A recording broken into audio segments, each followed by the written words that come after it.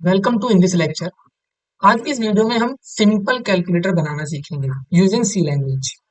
Simple calculator का मतलब जिसके अंदर हम सिंपल ऑपरेशन परफॉर्म करेंगे, एडिशन की, सब्ट्रैक्शन की, मल्टीप्लिकेशन की और डिवीजन की। इन चारों ऑपरेशन को परफॉर्म करने के लिए केवल हमें दो ही वैल्यूज की जरूरत पड़ती है। उन दोनों वैल्यूज को हम यूजर से इनपुट के रूप में लेंगे। ठीक है। और ये चारों की चारों ऑपरेशन को हम परफॉर्म करने वाले हैं, अर्थात हम अपने सिंपल कैलकुलेटर को बनाने वाले हैं केवल और केवल इफ एल्स इफ स्टेटमेंट की हेल्प से। सिंपल कैलकुलेटर और भी दूसरी तरीकों से बनाया जा सकता है, लेकिन यहाँ पे हम केवल और केवल इफ एल्स इफ का यूज करके ही सिंपल कैलकुलेटर को बनाएंगे। चलिए देखते हैं इसकी कोडिंग। क्योंकि किसी भी ऑपरेशन को परफॉर्म करने के लिए हमें दो नंबरों की जरूरत पड़ती है। हम क्या करना चाहते हैं? प्लस करना चाहते हैं, या माइनस करना चाहते हैं, या मल्टीप्लाई करना चाहते हैं, या डिवाइड करना चाहते हैं। तो ये दोनों सिंबल क्या होते हैं? किन्हीं दो नंबरों के बीच में यूज किए जाते हैं। इसीलिए सबसे पहले जिन दो ऑपरेटर्स, उन्हें कहते हैं ऑपरेंड। जिन ऑपरेंड के भाई जिन दो नंबरों को हमें जोड़ना है या जिनकी मल्टीप्लाई करनी है, उन नंबर्स को कहते हैं ऑपरेंड। तो सबसे पहले हमें दो वेरिएबल डिक्लेयर करने पड़ेंगे जिनके अंदर हम यूजर से लेके नंबरों को स्टोर कर सके। तो वो दो नंबर हम लेने वाले हैं इंटीजर टाइप के, इंट ए कोमा बी। तो ये दो नंबर हमने डिक्लेयर कर दिए हैं जिनके अंदर इनपुट, यूजर से लिए गए इनपुट की वैल्यू स्टोर हो जाएगी। अब हम देखना चाहते हैं कि यूजर किस तरह की ऑपरेशन कराना चाहता है। यदि वो प्लस कराना चाहता है तो वो प्लस एंटर करेगा, मल्टीप्लाई कराना चाहता है तो वो मल्टीप्लीकेशन का सिंबल एंटर करेगा। इसी तरीके से तो जितने भी ये सिंबल होते हैं वो सी लैंग्वेज में उनका डेटा टाइप कैरेक्टर होता है। तो इसलिए यहाँ पे हम CHAR कैर नाम से एक ऑपरेटर नाम का एक ऑपरेटर, ओ से ऑपरेटर कुछ भी हम यहाँ पे डिक्लेयर कर सकते हैं। तो फिलहाल हमने इसको ओ नाम से कैरेक्टर वेरिएबल डिक्लेयर किया है। इस कैरेक्टर वेरिएबल के अंदर क्या होगा?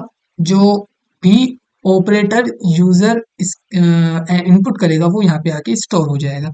चलिए अब हम यहाँ पे सिंपल प्रिंट एफ का यूज करके यूजर से दो वैल्यूज को रीड करते हैं। PRIN प्रिंट एफ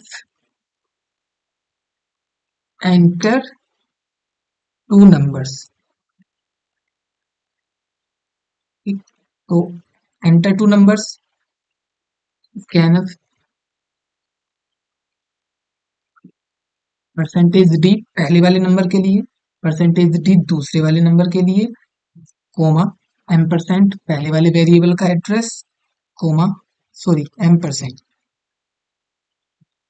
पहले वाले वेरिएबल का एड्रेस, कोमा एम परसेंट दूसरे वाले वेरिएबल का एड्रेस।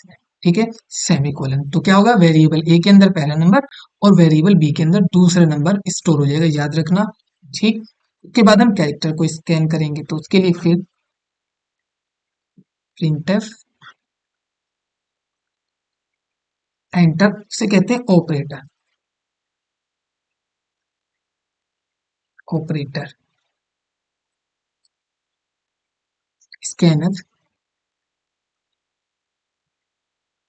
परसेंटेज, कैरेक्टर टाइप का है तो परसेंटेज सी लगाएंगे यहाँ पे, और यहाँ पे लिखेंगे कोमा एम परसेंट, ऑपरेटर क्या है? ओ। अब यह विशेष बात ध्यान रखिएगा, यदि ये वाला स्टेटमेंट, यदि हम ये कैरेक्टर को सबसे ऊपर स्कैन करते तो हम इसको ऐसा लिख सकते थे, लेकिन ऊपर हमने एक स्कैनर फंक्शन पहले यूज किया हुआ है, तो इसको यहाँ लिखने से पहले एक हमें यहाँ पे बैक स्पेस देना पड़ेगा। ये ध्यान रहे, यदि हम यहाँ बैक स्पेस नहीं देंगे प्रोग्राम में एरर आ जाएगी। चलिए स्टार्ट करते हैं। इफ तो जो हमने कैरेक्टर किया है, if O is equal to plus, यदि प्लस है तो हमें क्या करना है? हमें करना है print F sum of number, sum of numbers is, sum of numbers क्या होगा? परसेंटेज टी और कोमा ए प्लस बी। ठीक, सिंपल ऐसे ही लिखना है। उसी तरीके से एल्स इफ, यदि प्लस का सिंबल ना यूजर ने इनपुट दिया तो दूसरा नंबर देगा, तो उसके लिए हम लिखेंगे एल्स इफ अब उसकी condition if O is equal to minus, क्या होगा, सब्ट्रैक्शन परफॉर्म होगा। प्रिंट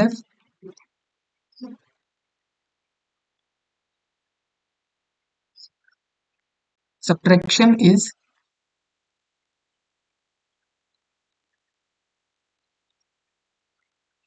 परसेंटेज डी और ए माइनस बी। नाउ उसी तरीके से हम इसको कॉपी पेस्ट कर देते हैं।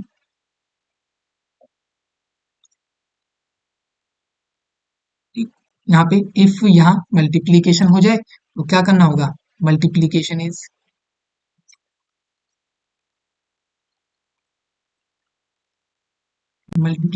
परसेंटेज डी और यहाँ पे मल्टीप्लीकेशन का सिंबल। नेक्स्ट यदि यहाँ पे डिवीजन होगा तो डिवीजन में ध्यान रखा परफेक्ट डिविजिबल नंबर्स ही हमें एंटर करने होंगे। यहाँ पे डिवाइड का आ जाएगा और यहाँ पे हम लिख देंगे सिंपल सी डिवीजन, डिवीजन परसेंटेज। तो हमारा प्रोग्राम हो चुका है रेडी। आइए एक बार हम इसको रन करके देखते हैं कोई मिस्टेक है या नहीं। Save, run. Program successfully run हो गया है। तो हमने किया एंटर टू नंबर, सबसे पहले हमने 5 एंटर किया, उसके बाद 10 एंटर किया, देन एंटर ऑपरेटर हमने प्लस ऑपरेटर एंटर किया, एंटर। तो क्या है, सम इज 20, 15 और 5 20 होता है। एक बार फिर हम इसको रन करते हैं। हमने पहला नंबर 15 एंटर किया, दूसरा नंबर 5 एंटर किया और एंटर ऑपरेटर हमने नेगेटिव, देन क्या हुआ, कहीं कुछ दिक्कत हुई है। तो चलिए फिर से हम देखते हैं क्या प्रॉब्लम है। सब्ट्रैक्शन जैसे हमने एंटर किया तो यहाँ पे हमने जीरो एंटर किया हुआ है, यहाँ जीरो नहीं ओ आएगा। ठीक, और ऐसे ही यहाँ पे ये मिस्टेक की हुई है, जीरो नहीं ओ आएगा। वही मिस्टेक हमने यहाँ की हुई है, जीरो नहीं ओ आएगा। ठीक है, अब ये प्रॉब्लम सोल्व हो गई है।